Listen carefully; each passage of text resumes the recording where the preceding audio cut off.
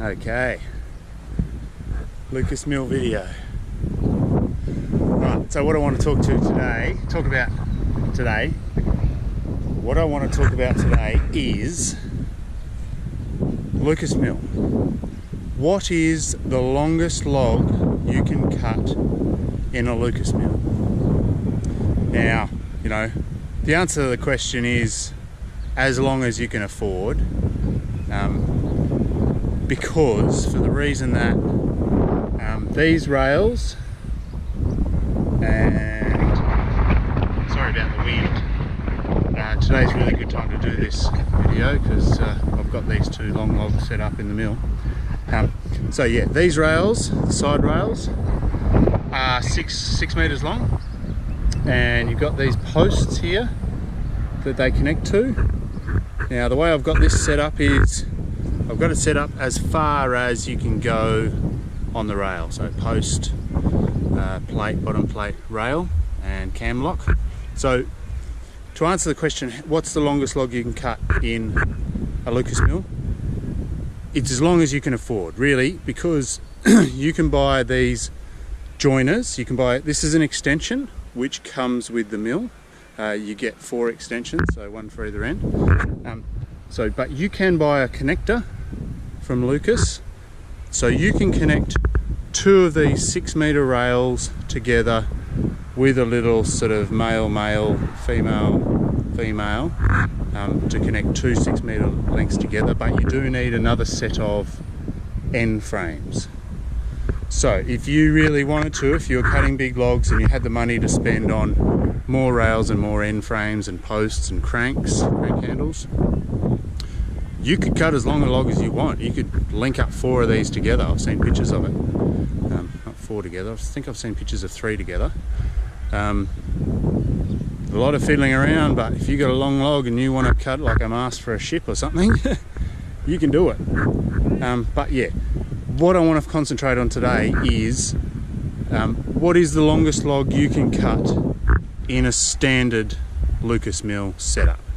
So by that I mean with the 6 meter rails and the extensions on either end. Let's just figure out what is the longest log you can fit inside this standard framework.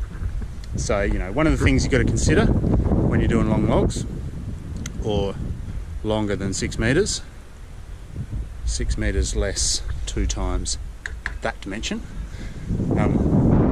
That's the way you want to set up this end frame. You can sort of creep this a little bit more that way, but it starts getting a bit hairy when this cam lock doesn't lock down properly, or it's sort of floating with this bit floating off the end of that. So, right, that being said, let's assume that we've got a setup like this. The other assumption is that you can get this bottom cross member underneath the log. So I set these logs up on my little bearers with the notches out of them. Talked about them before. I set these 2 logs up prior to setting the mill up, and then I just slid those under and set this up at maximum extension. So then you put on your extenders on the end of these rails. So then the other thing to consider is you've got to get this mill into the frame. So we're right back at the stoppers. So that dimension there is pretty much, give or take a little bit, you can creep this close to the end of the log. See if I'm lining that up right. There to there. So let's just get a measuring tape and see what that dimension is. Ooh, Huskies. 72 big bore. That's humming at the moment. I'm liking that. Alright, so where were we? So let's just have a look at this then, eh?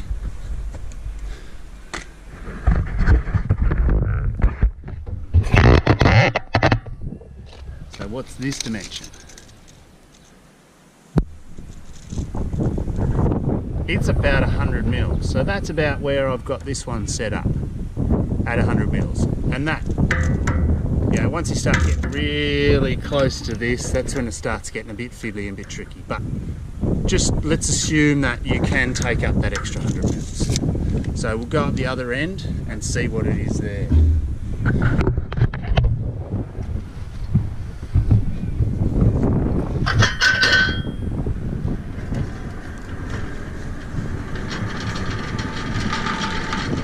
Yeah, I've got two logs set up in here. I'll talk about that in a minute if I have time, otherwise it might have to be another video. I think I've talked about milling 2 logs at once in the Lucas mill before in videos. But yeah, let's just suss this out first. I reckon I've got pretty much close to 100 mil here as well. I've got 140 odd mil here. So let's just say, yeah, all right, let's say 140. So we've got 240 mils worth of extra log that we can actually fit in here with this setup. So now, let's measure the log we got.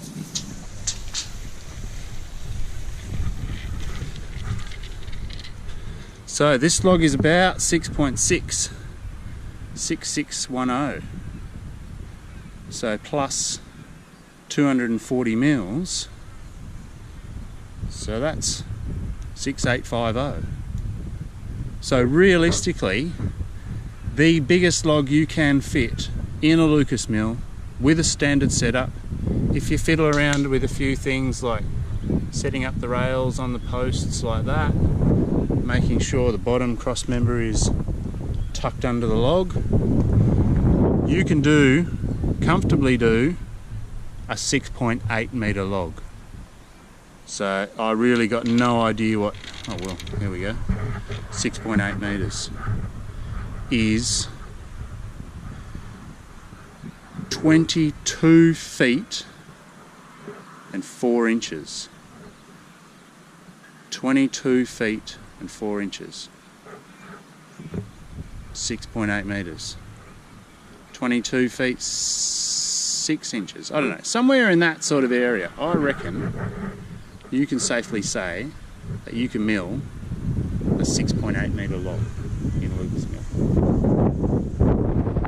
There you go. That is probably the first time I've actually just really sat down and figured that one out, because very rarely do I come across a 6.8 metre log. This is pine. I said to the bloke, cut them to, what did I say to him when he delivered them? Cut them to 7 metres and I'll figure it out. And I just docked these to 6.6 just because that's a good standard dimension for me to work with. I wanted some 6.6s, but now I know I can do some at 6.8. Alright, so just to wrap it up, I will just have a quick yak about milling 2 logs. So yeah, this is a pretty ideal setup for 2 logs. If you do want to mill 2 logs in a Lucas mill, it's a bit fiddly because, you know, you're not just trying to line up, you know, in the beginning you've got to line up the centre of the log, you're going to line up the edges for maximum recovery rate, minimum wastage. You've got to line up the top of the log with the horizontal end-to-end plane. So that's, you know, you've got sort of 4 bits that you've got to line up either side, top and bottom. You've got to line up the heart on 1 log, and if you're doing 2 logs, it's that times 2. So, you know, you could end up with a bit of wastage that you would otherwise not have if you just milled 1 log. Yeah, I think if the logs are really uniform and very little taper, it would maybe work efficiently. I just did this because I had to move these 2 logs from somewhere else to here, and I needed the 2 logs out of that other spot over there, so I thought I'll just set up 2 logs on the bearers and go for it. But yeah, I think it works and is efficient if you have logs that are very similar sizes and very little taper. Otherwise, you probably may as well just do 1 log at a time. maybe the bigger the log is, the more effective it'll be. But yeah, can be done. You've just got to think about how you're going to line it up. Make sure you've got enough space down either side. But yeah, maybe that's more detailed for another video. Alright, I'm going to knock it off now because I've got the customer coming back. We're going to mill those logs, bit of red gum, that's a bit of slabbing work, and I've got to get these ones out of the mill before he comes back, so I'm going to crack on. Alright, see you people, see you on the next one. Don't forget to subscribe, like, share, whatever it is you do. Ball's rolling along nicely. I'm getting a few videos out now, so yeah, I'll keep them coming. Alright, thank you, see ya.